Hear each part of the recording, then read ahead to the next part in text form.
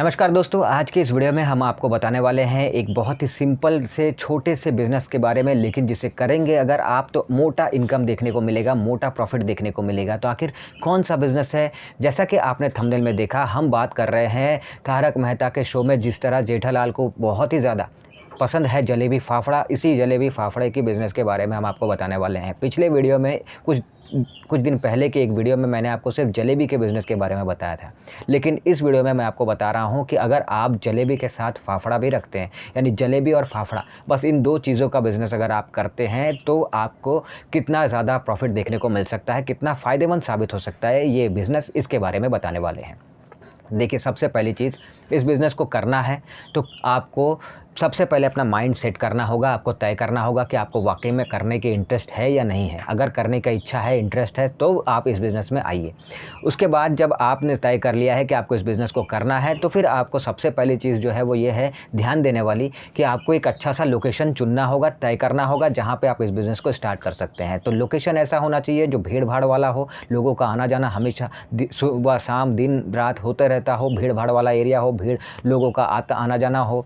तो अब ये तरह का जो लोकेशन है, ये कौन-कौन से हो सकते हैं? तो देखिए, आप जो है मेन मार्केट जो आपका है वहाँ पर लोकल एरिया में वहाँ पे स्टार्ट कर सकते हैं, शॉपिंग मॉल के पास स्टार्ट कर सकते हैं, पार्क एरिया के पास स्टार्ट कर सकते हैं, स्कूल कॉलेजेस के पास स्टार्ट कर सकते हैं, ऑफिस एरिया के पास स्टार्ट कर सकते हैं, bus stand, railway station, auto stand, इनके पास, टैक्सी स्टैंड, इन सब के पास जो है स्टार्ट कर सकते हैं।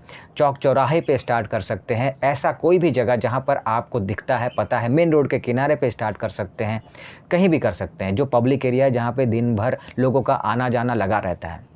पहली चीज़, अब उस लोकेशन पे किस तरह से स्टार्ट करना है ये आपको तय करना है। जैसे कि शॉप रेंट पे लेके स्टार्ट करना है, ठेला रेहड़ी पे स्टार्ट करना है, या नॉर्मल एक टेबल लगा के उसके ज़रिए स्टार्ट करना है, ये आपको तय करना है। अब ये तय आपके साथ-साथ आपके पास कितना पैसा है ये भी तय करता है। बजट ज़्यादा है तो शॉप रेंट पे लेके स्टार्ट कीजिए, बजट मीडियम है तो ठेले वगैरह में स्टार्ट कीजिए, बजट एकदम कम है तो एक टेबल लगा के वहाँ पर आप जलेबी और फाफड़ा रख कर और उसके ज़रिए स्टार्ट कीजिए।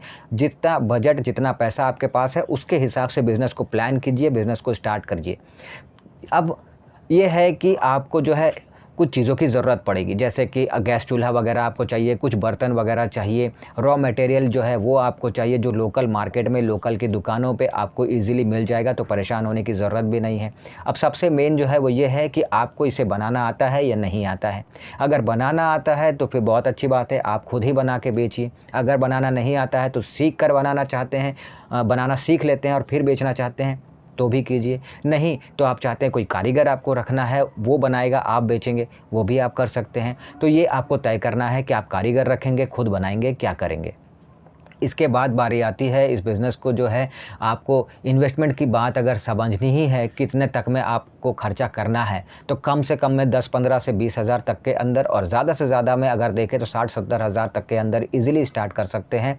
और अगर और ज़्यादा बड़े लेवल पे स्टार्ट करना चाहते हैं तो फिर 1 लाख तक का इन्वेस्ट भी आप कर सकते हैं। कहने का मतलब है, जितना आपके पास पैसा है उस हिसाब से आप स्टार्ट कर सकते हैं, कोई पाबंदी नहीं है। आप 10 हज़ार, 15 हज़ार में भी स्टार्ट कर सकते हैं, आप 50 हज़ार में स्टार्ट कर सकते हैं, 1 लाख में भी स्टार्ट कर सकते हैं। बस लेवल उसका जो है मीडियम होगा, छोटा होगा, बड़ा होगा, जिस तरह का पैसा होगा उस तरह का आपका बिज़नेस का स्टार्ट का जो तरीका है वो होगा, लेवल होगा।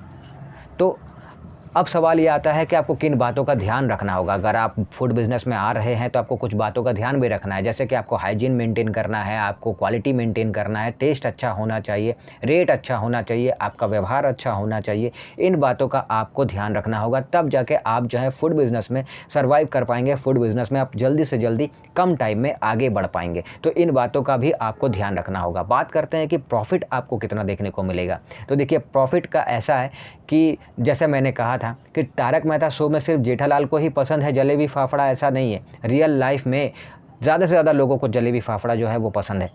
तो इसका कस्टमर इतना है कि आप जो है सेल करते-करते थक जाएँगे, आपका इनकम इतना होगा।